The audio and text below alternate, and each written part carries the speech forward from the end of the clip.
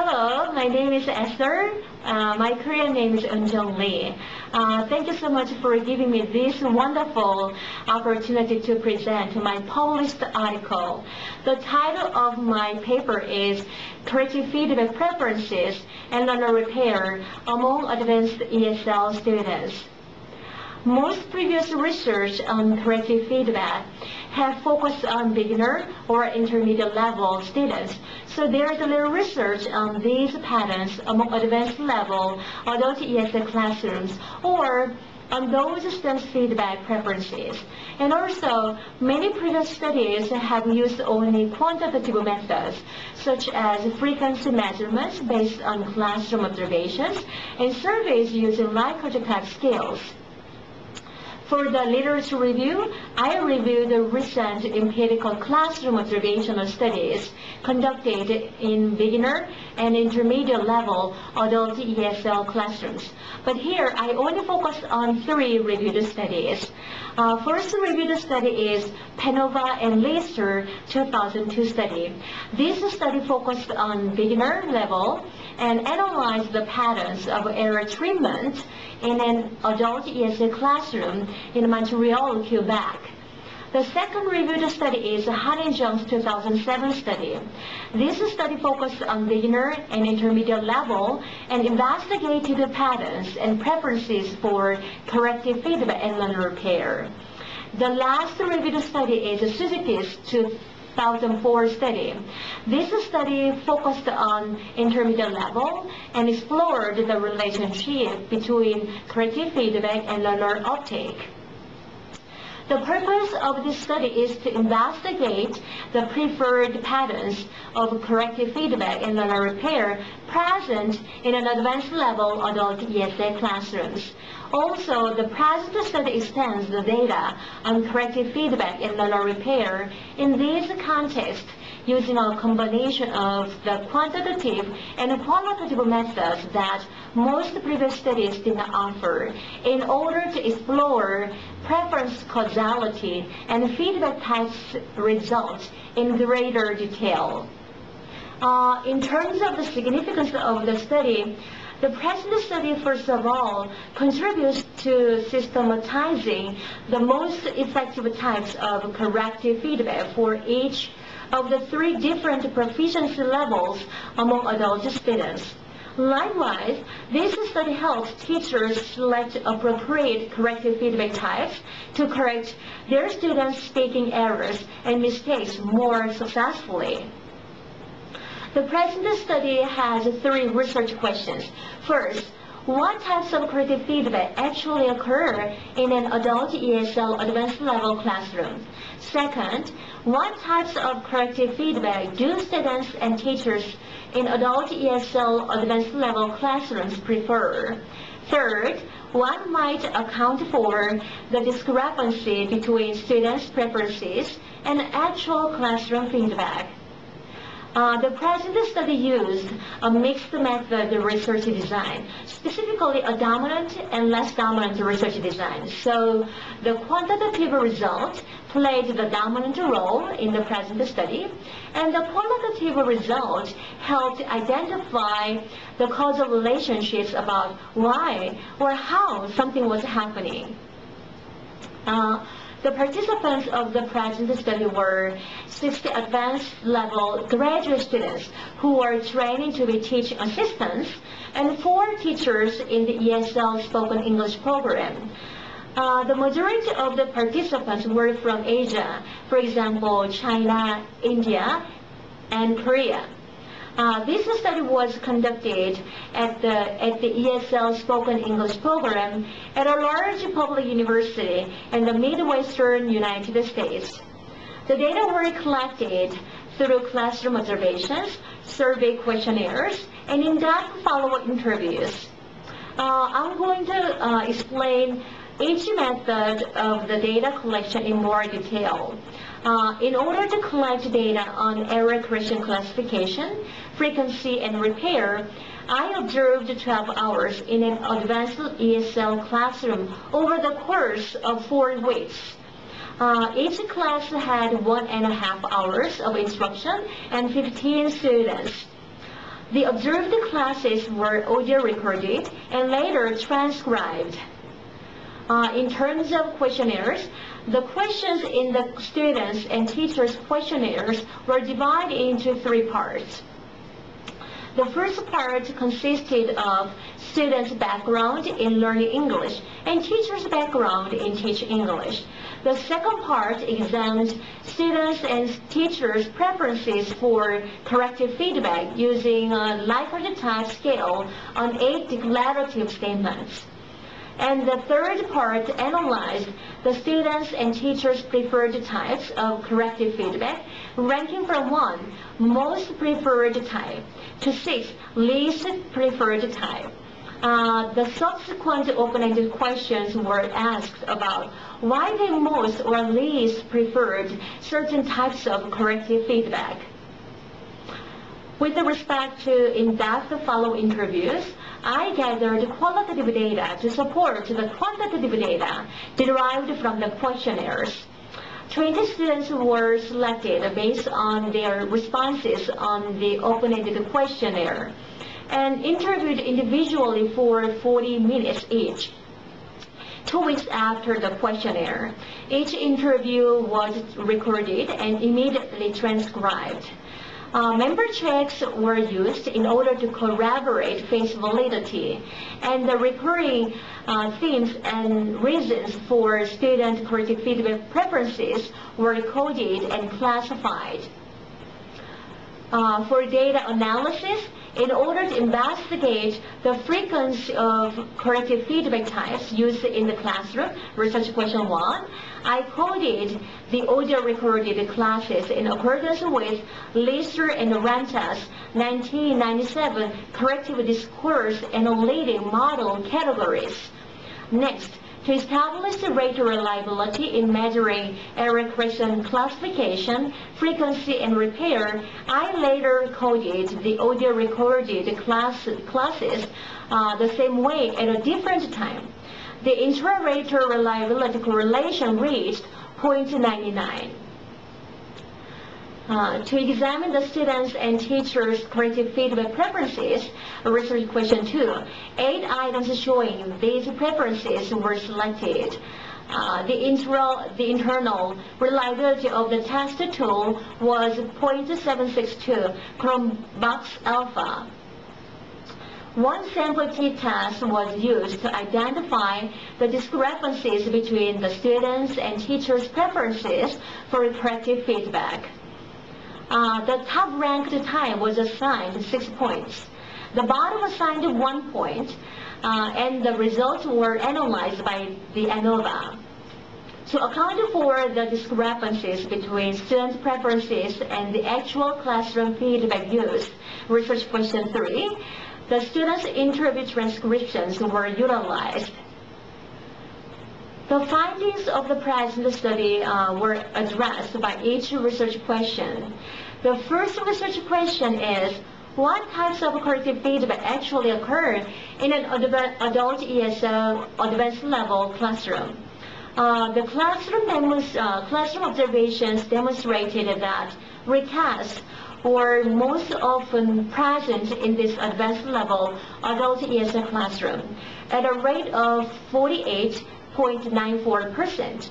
And also this study showed how the students' high proficiency level was related to the rate of post-feedback learner repair, specifically in terms of recast. In other words, according to the students' English proficiency levels, their learner repair rates were different. The higher students or English proficiency level, the higher learner repair rate in terms of recast.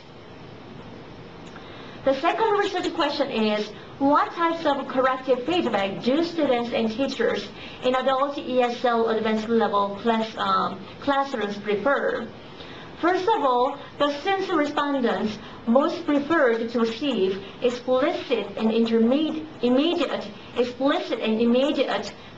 corrections in the middle of their conversations and during teacher and student interactions. Next, the teachers strongly disagreed that they should correct all of the students' errors and mistakes even though they recognize the benefits of teachers' corrective feedback and the efficacy of immediate correction of the sense errors to enhance their oral proficiency. Furthermore, these preferences corroborated the outcomes of the students' and teachers' most and least preferred types of corrective feedback. A post-hoc test demonstrated that the students preferred to get explicit correction most highly, while clarification requests and metalinguistic feedback were their least preferred types of corrective feedback. Before presenting the finding of the third research question, I would like to know that this section includes many students' interview data. So I will read those students' interview excerpts for you. The third research question is, what might account for the discrepancies between students' preferences and actual classroom feedback? First of all, I wonder, why did the students most prefer to get explicit corrections over recast? 10 out of 20 students said when their teachers clearly indicated their speaking errors, they could easily understand what errors and mistakes they made, where they went wrong, and how they had to correct their errors. I'm going to read Emily's personal interview excerpt for you. Second language learners are like babies. I need explicit corrections for the mistakes I'm making so that I know what I'm doing wrong and I want to make the same mistake again. This is the process of learning a new language. I learn this way through correction. This is the reason why I prefer to get explicit correction.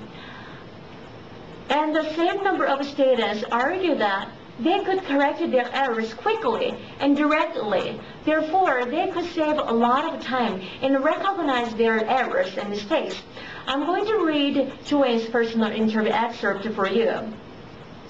I can correct my spoken English errors timely, since I want to improve my spoken English level.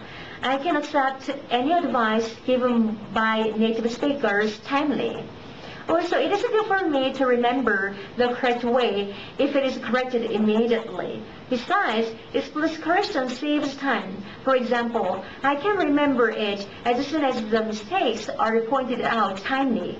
I think that the teachers who are willing to correct my mistakes are nice and help me a lot in improving my oral English. 8 out of 20 students felt explicit correction gave them the best and most accurate answer from their teachers, and they felt they were learning something straightforwardly. I'm going to read Robert's personal interview excerpt for you. Whenever teachers give explicit correction, I can feel that it is a correct English, and I can get it immediately and remember it easily. In addition, I can feel that I am learning something directly. For example, if my teacher does not give explicit correction when I say something wrong or mispronounces, I might not realize what I'm wrong. But if the teacher gives me a correction whenever I make a mistake, I can correct something that teachers pointed out, and then I can remember it. Another question arose from my mind. Why did the students least prefer to get clarification requests in spite of their 90.63% learner repair rate? 14 out of 20 students argued that clarification requests were vague and unclear corrections since they could not recognize what their errors and mistakes were. I'm going to read Deb's personal interview excerpt for you. When a teacher asks me, I'm sorry, I don't know which part is wrong, so my mind is a blur and goes blank, and I very easily blank out. This really interrupts me in my speaking.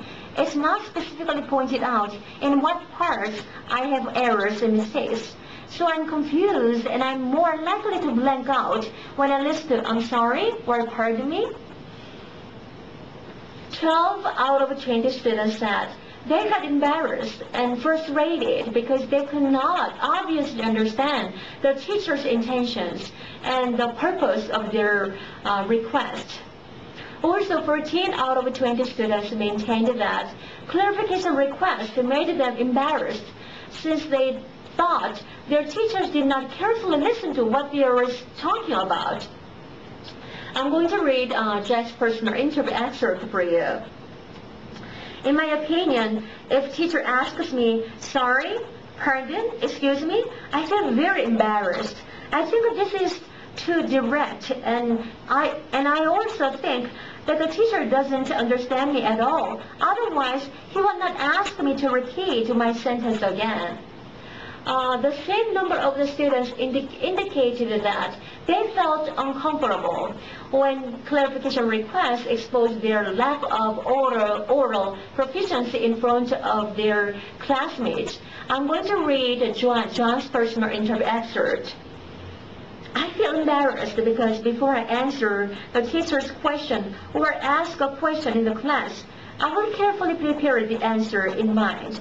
When the teacher can't understand me and says sorry, pardon in the class, I will be suspicious of my English ability and get frustrated. Why can't people understand me, even though I have prepared the answers well? Also, it'll make me feel uncomfortable knowing my classmates notice that I can't speak correctly.